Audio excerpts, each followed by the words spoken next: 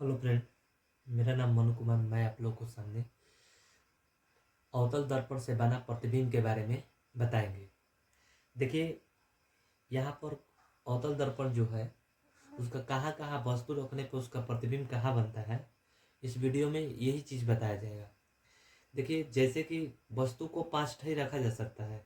एक अनंत पर एक अनंत पर वस्तु को रखा जाएगा, और दूसरा जो है वस्तु को अनंत और वक्रता केंद्र के बीच रखा जाएगा, और वक्रता केंद्र पे भी रखा जाएगा, और वक्रता केंद्र और फोकस के बीच में, और इसके बाद फोकस पर और एक ध्रुव और फोकस के बीच रखा जाएगा।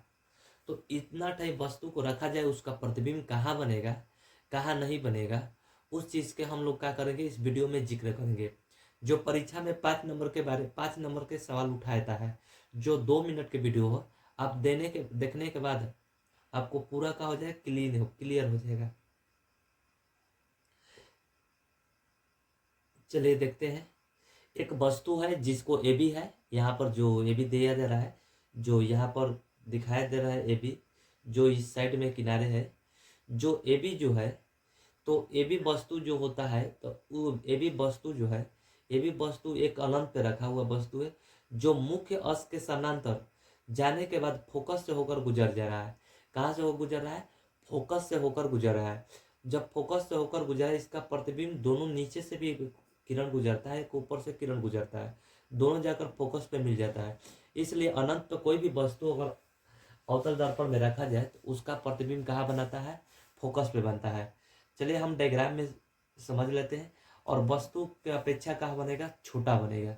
इतना छोटा बनेगा उससे हम देख भी नहीं सकते हैं, उस वस्तु को हम लोग देख भी नहीं सकते हैं।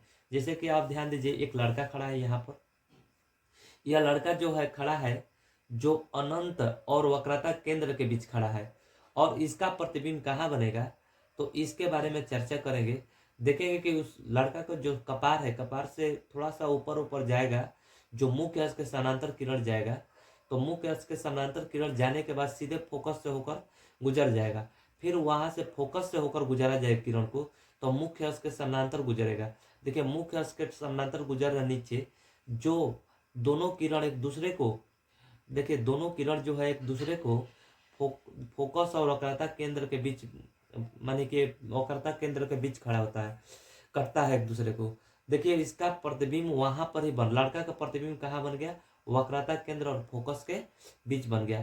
तो अगर परीक्षा में पूछा जाएगा अनंत और वक्रता केंद्र के पास कोई वस्तु रखने पर उसका प्रतिबिंब कहाँ बनेगा, तो वक्रता केंद्र और फोकस के बीच बनता है, और वस्तु का अपेक्षा छोटा प्रतिबिंब बनता है। अब इसके बाद हम इसके बाद आगे चलेंगे, तो वस्तु को जो वक्रता केंद्र पर रखते हैं उसका प्रतिबिंब कहाँ बनेगा। देखिए, यहाँ पे वस्तु हो गया, जो दर्पण के सतह से टकराने के बाद सीधे फोकस से होकर गुजर रहा है। देखिए, मुख्य अक्ष के समानांतर जो किरण आ रहा है, फोकस से होकर गुजर रहा है। जब वहां से फोकस से किरण को गुजारा जा रहा है, तो मुख्य अक्ष के समानांतर हो जा रहा है, जो एक दूसरे सी पर ही कटता है। तो मानिए कि वस्तु को सी बिंदु पर रखेंगे तो उसका प्रतिबिंब सी पर भी बनेगा। और देखने आकार दोनों को देखने में बराबर है, तो मतलब कोई वस्तु सी पर रखा जाए, उसका प्रतिबिंब बराबर बनेगा, पार्श्विक उल्टा बनेगा, और सी पर रखने पर ही ये होगा। अब ध्यान दीजिए, इसके बाद हम लोग चलते हैं, वस्तु को वक्रता केंद्र और फोकस के बीच रखा जाए। जब वस्तु को वक्रता केंद्र और फोकस के बीच रखते हैं, तो अनंत और वक्रता केंद्र के बीच बनता है। इसका प्रतिबिंब कहाँ बनता है? अनंत और वक्रता केंद्र के बीच बनता है। जो डायग्राम में आपको दिखाया गया उसके आधार पर देख सकते हैं।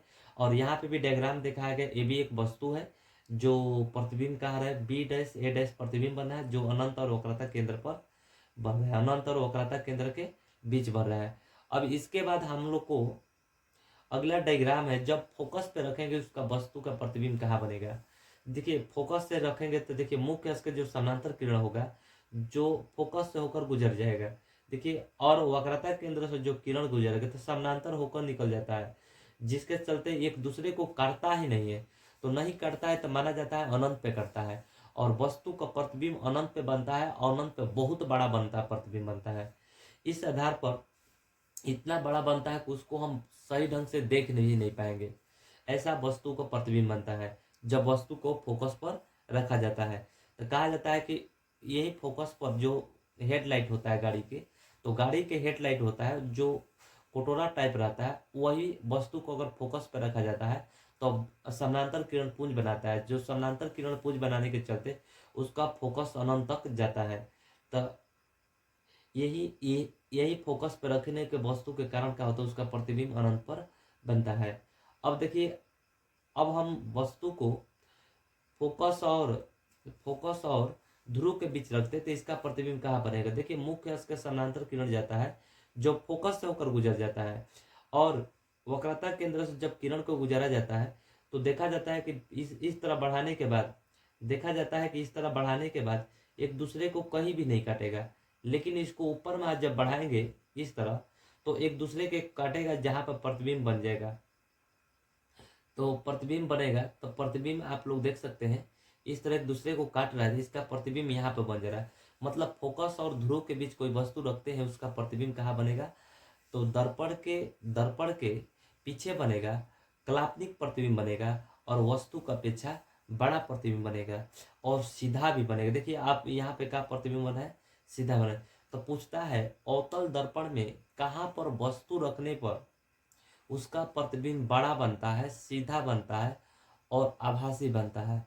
तो कहाँ पर रखने पर, फोकस और ध्रुव के बीच रखने पर।